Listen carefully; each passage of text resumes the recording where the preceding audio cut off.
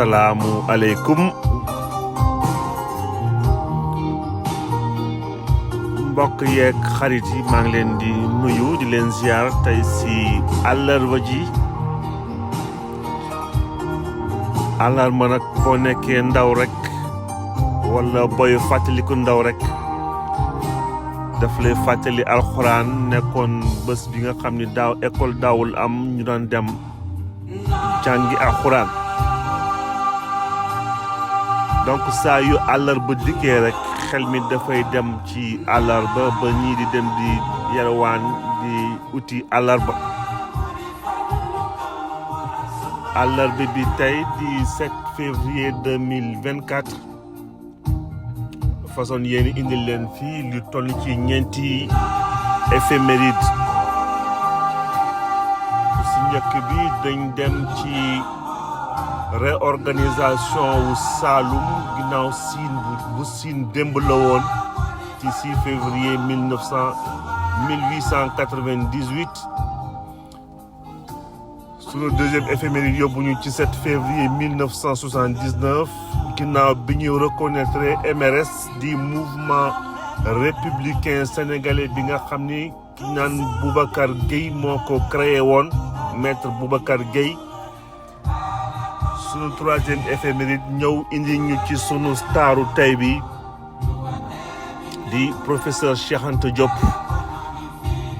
Sénégal ñàkkoon savant bi on parle du pharaon noir 7 février 1986 professeur Cheikh Anta Diop égyptologue savant de renommée internationale. Sunu dernier éphéméride nag ñu jagleel ko tey libération Idriss Seck en 2006 ginnaaw bu mu passé 199 jours de prison génn fa avec son non-lieu.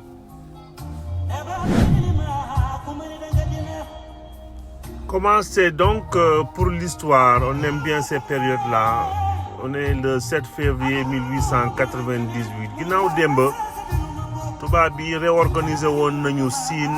tas ko ñaar Siin occidental ak Siin oriental. Siin occidental dénkoon ko Coumba Ndoffène Diouf. Siin oriental entre oriental et occidental Siin bu oriental dénko ko respectivement oriental ak occidental. Donc oriental ñu dénk ko Coumba Ndoffène Diouf. Siin occidental dénk ko Kumba Jimbi Jaay. ginnaaw loolu démb la xewoon du moins le 6 février 1898 le 7 février ba nag la ñu jàll dem foofu on parle de palabre de Kahone réorganiser foofu Saloum en 2 provinces boo xam ne bu ci ne mi nga am 6 cantons. bu oriental ba ñu dénk ko Njémé Jënu Ndaw. bu occidental bi nag ñu jox ko benn chef tubaab moo ko géré woon. donc Kahone bu njëkk bi nekk Kahone Langem Ngeer Waalo Djilor Jonik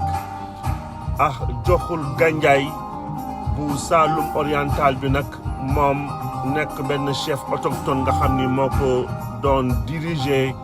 On parle de foofu ci Malem donc nekk Ndukumaan Mandak Kaymor Pakala Ngay Pata ak Koungheul. donc noonu lañ ko tasoon organisé le woon comme ça si ñaari diwaan yooyu nekk Saloum pour l'histoire. Sans transition ñu ñëw ci 7 février 1979 tey la à l'image de Parti démocratique sénégalais ak PAI tey le Senghor ñëwoon officiellement reconnaître MRS di mouvement républicain bi nga xam ni avocat bi di Babacar Gueye di cousin ci Lamine Gueye moo ko sosoon tey la amoon reconnaissance am 2 ans plus tard parce que ñoo ngi sosoon MRS le 3 juillet 1977 nekk parti politique bi nga xam ni dafa ñëw fekk ci parti démocratique sénégalais Boubacar Gueye nag nekk cousin ci Lamine Gueye juddu woon 15 décembre 1913 moom donc demoon na ci ay élections moom déjà 1913 nekkoon na koo xam ne kii au niveau politique il parle de démocratie sociale donc xawoon na jege BMS bu Cheikh Anta Diop bi nga xam ne ñoo ngi créé woon en 61 avant moom mu ñëw di créer MRS en 77 bu Sénégal reconnaître ko tey en 79 kii di Boubacar Gueye nag mu jëwoon fi làqu en 22 novembre en 1989 ci Dakar parti politique am bi nag di MRS demoon na fi élection législative amoon 4149 voix ak loo xam ni tolluwul lu ëpp ci 0,2% bi nga xam ni permettre ko sax mu am siège assemblée nationale bu Sénégal donc Boubacar Gueye créé woon parti am tey ñu reconnaître ko en 79 le 7 février sunu kilifa tey jii dinañ jéem a fexe rek ba duñ fi yendu mbaa fanaanal di wax ay jaar-jaaram dinañ ko jéem a tënk du ñu mën rek parce que déjà nekk na ko xam ne kenn dootu ko présenter Sénégal wante nañ jàpp ni Sénégal ñàkkoon na kilifa ji le 7 février 1986 ci Dakar donc doon mag ginnaaw bi mu fi làqoo c'est à l'âge de 63 ans égyptologue savant de renommée internationale bi nga xam ne addina mi yëpp daf ko jagleel Afrique ak lépp luy Afrique noire particulièrement culture ak civilisation mondiale boo dee culture ak civilisation mondiale ba ci liggéey origine de l'homme ba définir que Afrique c'est le berceau de l'humanité liggéey yi mu def foofu yëpp en tant que égyptologue nga xam ne à la base moom il n'était même pas parti pour ça xëy na au fil des découvertes loolu moo ko indi ba dem ba ni sarax biir Égypte ak liggéeyam fa def aussi ci datation fossile bu carbone 14 foofu ci Cheikh Anta Diop de Dakar lu am solo au niveau international au niveau intellectuel lu weesu intellectuel bi nag on a dit tout à l'heure que créé woon BMS en 1961 nekkoon ko xawoon a jege maître Boubacar Gueye par la suite en 63 ci la créé woon donc le Front national sénégalais du FNS alors plus tard Rassemblement démocratique sénégalais du national démocratique RND bi nga xam ni ñoo ngi ko mujjee woon reconnaître en 1981 moom nag Cheikh Anta Diop amoon malgré les adversités intellectuelles parce que Senghor était plutôt dans la civilisation donc les négritudes moom était plutôt dans l'Afrique de la civilisation Cheikh Anta Diop malgré leur querelle intellectuelle mais je pense que querelle intellectuelle bi yëpp c'était pour des raisons politiques Senghor sûrement avait peur des positions de Cheikh Anta Diop en plus parce que Cheikh Anta Diop c'était un nationaliste donc nationaliste yëpp on a vu seen sort muy Cheikh Anta Diop di Mamadou Dia ak ñeneen ba tey suñu réew Ousmane Sonko bu nekkuloon sûrement nationaliste day fekk mi ngi doxantu nu bëggee ci Sénégal tey donc souvent les querelles intellectuelles bu ci raxee politique rek souvent on est dans une animosité comme je disais une animosité stérile parce qu'à la fin de la journée kenn du dem marché ak haine mënoo jël haine dugal ko ci saaku dem jëndi kër mënoo jël haine dugal ko ci loo bëgg demee ko marché donc souvent les gens ils sont régis par une haine stérile juste pour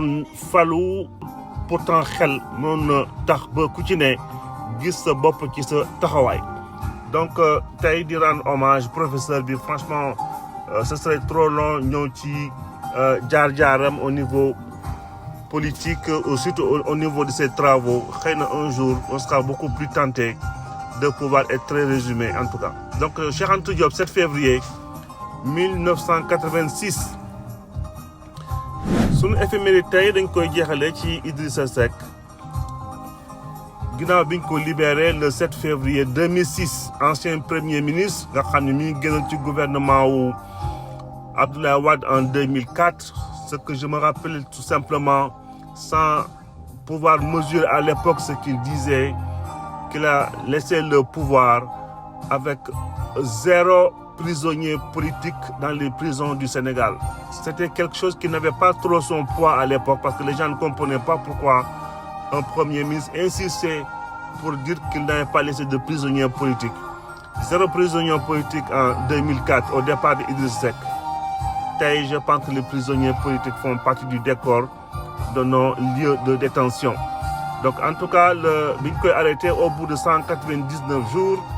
de privation qui li nga xam ni c'était à base de 7 chefs d'accusation donc yooyu yëpp à relance politique accusation de sur les chantiers de Thiès ba xoqatal yi ñu xoqatal baratal pour bëgg ko jaxase ci mbir mi donc loolu yëpp nekkoon lu xawoon doy waar. Il était arrêté le 15 juillet 2005 donc dans l'affaire des chantiers de Thiès foofu ci Dakar ñu mujj woon ko libéré non lieu bañ ko toppee ci dara comme c'est ce qu'on sait officiellement on va pas trop s'aventurer sur des protocoles ou autres considérations jeexale fii sunu éphéméride ba ëllëg alxames bi ñëwaat fii ak bonheur bu bëre yeggale waxtaan bi